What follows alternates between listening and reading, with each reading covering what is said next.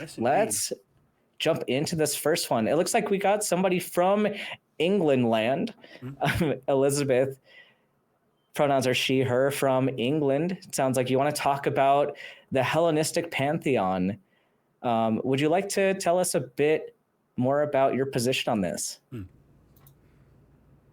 Well, I believe in the gods of what you would really call ancient Greece.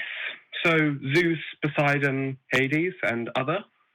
And my position on it was, I think, though I do not have really a position on, I don't know, the Muslim god, I don't know, remember the name, but the Christian god, for example, is all-knowing, all-loving, all-powerful. And as many arguments that you've had before, I don't think that can happen in a world with suffering, which is why, with my belief, I think that my gods aren't really that good all the time. They, a lot of the time, do horrible stuff to people, and are just not that good. So the fact that the Hellenistic Pantheon are more reflections of, they're more like people. They are flawed, they do bad things that would be considered bad and come from a time before God or the head of the gods would be seen as a paragon, you know, where the whole purity thing comes in, that they are all good.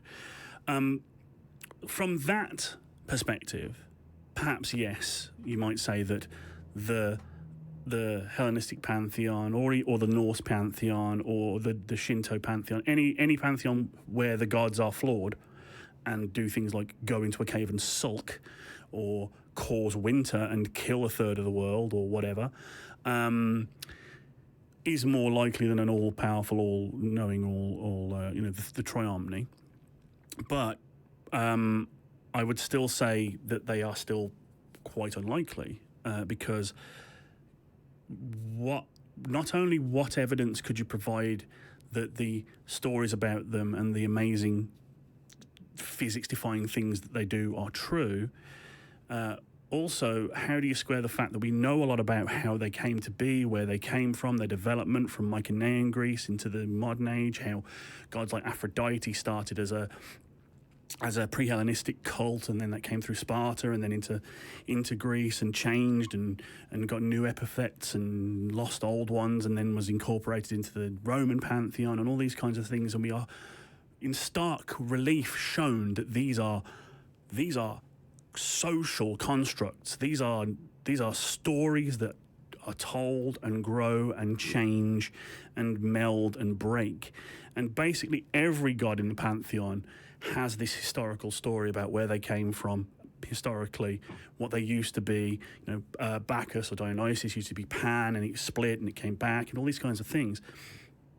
That amount of this is obviously a story makes me feel that it's less likely. So how do you square that? Well, I don't exactly know how I could really phrase that. I do know at least some elements of a lot of the stories are at least partially true. For example, the fact that a man called Odysseus most likely did exist, because there are many accounts of this one, I don't remember his name, but he's like a Persian prince or king, and there's many things about him meeting a person called Telemachus.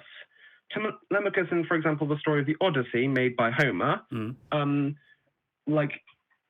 Telemachus is Odysseus' son, and that gives a hint that most likely Odysseus was real. I get that might not make the story of the Odyssey true, but it does more likely make it true.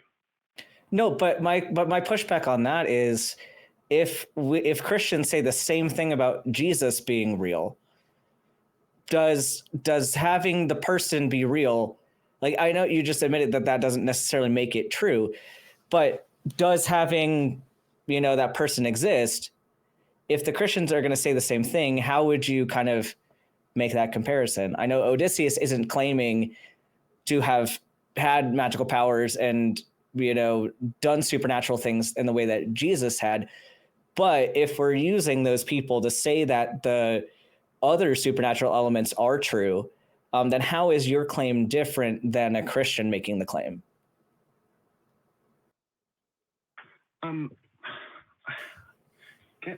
Sorry, I was listening to something else. Can you sort of repeat your No problem. So if we hear that Christians use the argument that Jesus was a historical figure to justify a belief in the Christian God, how is your argument that, like, if Odysseus being a real person, how does that differ from the Christian claim? I wouldn't really say it's much of a different claim, but that's sort of the point of my claim, that at least it's at very least on equal footing as the Christian belief, if not more likely. Well, but I see that Odysseus being real, I could see where you're getting that. Parts of the story could be true, but you still are making a leap to get to the supernatural aspect. So, like, I could accept that a man named Odysseus, was finished fighting in a war and on a journey back home and ran into a bunch of different people along the way. I could believe something like that. I can't believe that there were supernatural elements to that. So how do you bridge that gap?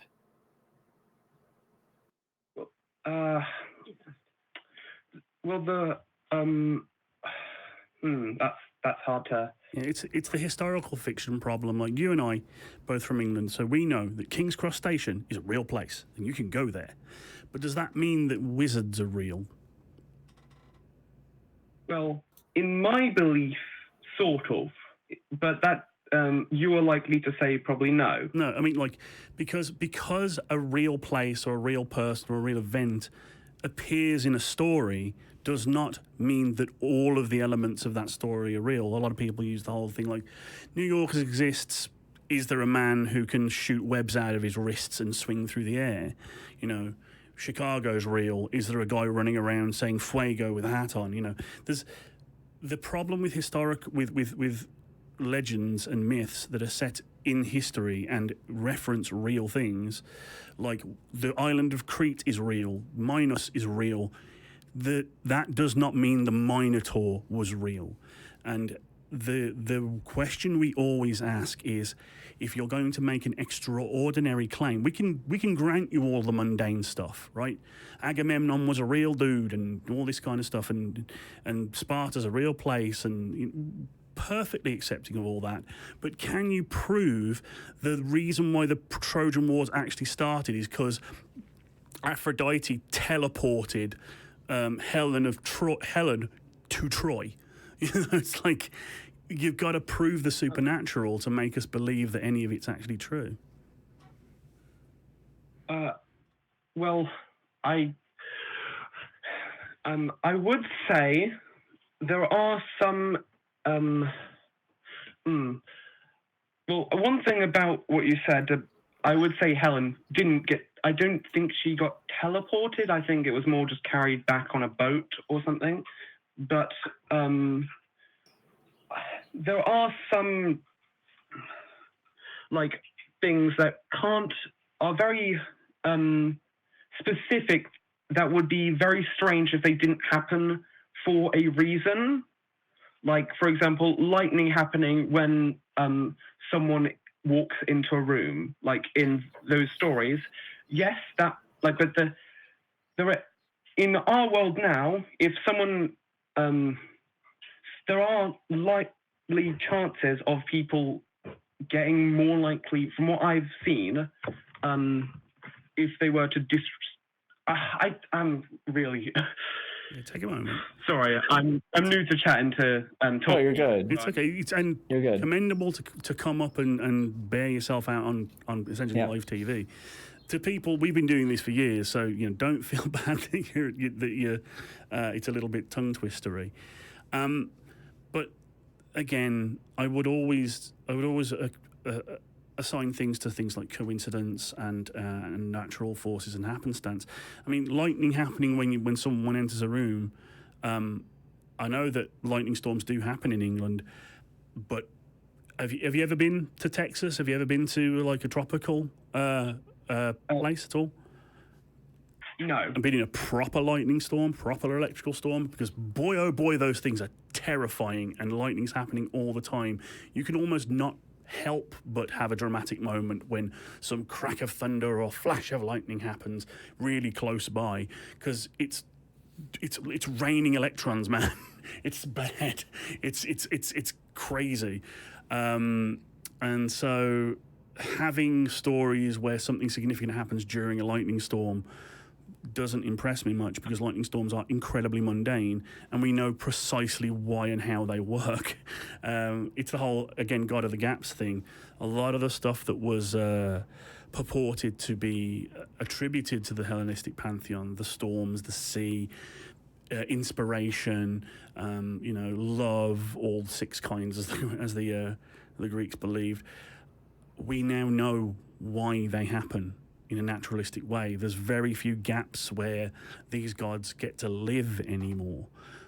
So you'd have to really put some solid evidence out there that the apparently supernatural things that are purported to have happened during that time did in fact happen and are in fact supernatural. Well, there's not many ways I can prove that it happened during that time. As you said, there's like, within history, like, things can change and stories can be just like not true and stuff. But I would say I'm not saying that there's like a real physical dude throwing lightning bolts in my belief. I would say in my belief that they more influence the luck of something happening.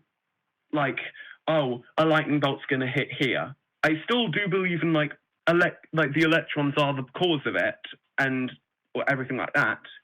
But I wouldn't. I'm more about that they may control the luck. I don't really have many points on the supernatural elements of them, but I would just say it's on the same level of evidence that Christianity does. And I hope you understand when we sit here and state that we find that level, that bar of evidence is far too low. We don't want to strip you of your belief particularly. I mean, it sounds pretty harmless. I don't think you're going to be doing anyone any harm by... I hope you aren't following some of the Hellenistic traditions. Please do ask your wife to marry you before you marry them. Or your husband. Well, no, the husband's always got to do the thing. Though Persephone and Hades did, they're probably the least messed up couple in the Pantheon. But so long as you're not espousing some of the social problems and think of yourself as more than just a vessel for men's use and whatever, as the Greeks did, then that's cool. But I would encourage you to ask yourself, why do I believe what I believe? Do I have good reason to do so? And if I don't have good reason to do so, either reevaluate or at least admit that you'd rather live a slightly irrational fiction for comfort's sake than really just go, no, luck is luck, chance is chance, things just happen for natural reasons. What do you think, Ben? Yeah, I'm kind of in the same boat. Like, I'm curious about what specific thing or things in plural are convincing enough to you that this is the belief system that you're going to have. So I know we had the mention of, aspects of it being partially true, and people being real figures, but kind of what other things together make this so convincing for you? Because maybe what's convincing for you is going to be convincing for us. And I'm just curious about, like, is there a primary point that points you in that direction, or is there a few factors? Like, what is so convincing to you? Well, I would say the point that I would have would probably not be very convincing to you, because I don't have true physical evidence of a god of any kind.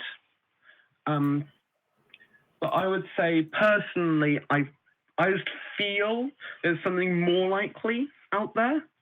And I'm not trying to disprove anything that science says, because a lot of my beliefs do coincide with a lot what science says. For example, I do believe in the Big Bang theory because, in my belief, everything did come from a point of just not emptiness, but something similar to the Big Bang, where it was chaos, which is a lot different, but it's rather than it coming from an entity exactly, it came from just a bunch of really hot, really something. I'm glad that you're letting science be, guide you sort of a lot of your belief. That's heartening to hear. But again, I don't want to keep piling on, but there are so many aspects, there's so many questions. Like, there are multiple pantheons out there that are of a similar type and structure to the Greek. Like, why the Greek? Why the Hellenistic? Why not the Mycenaean, for one, the early one? Why not the Norse? Why not the Shinto?